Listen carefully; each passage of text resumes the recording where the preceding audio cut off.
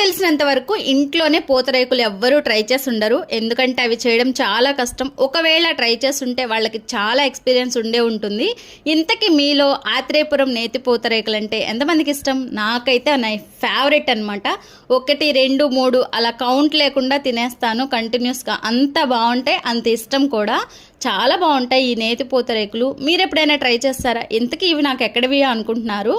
మా ఇంటి పక్కన ఉన్న షాప్లో అయితే ఫ్రెష్గా ఆత్రేయపురం నుంచి పూతరేకులు వచ్చాయి అని తెలిసింది. ఇంకా ఆగుతామా మనం? వెళ్ళి వెంటనే తెచ్చుకున్నాం. చూడండి, క్రిస్పీగా లేయర్గా సూపర్ ఉంటుంది. కానీ వీటి వెనక చాలా కష్టం ఉంటుంది.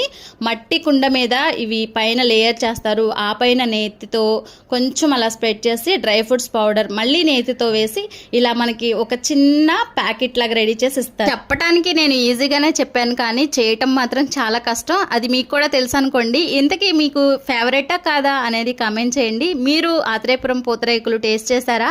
అయితే ఒక కామెంట్ చేసేయండి. వీడియోని నచ్చితే లైక్ చేయండి, సబ్స్క్రైబ్ చేసుకోండి.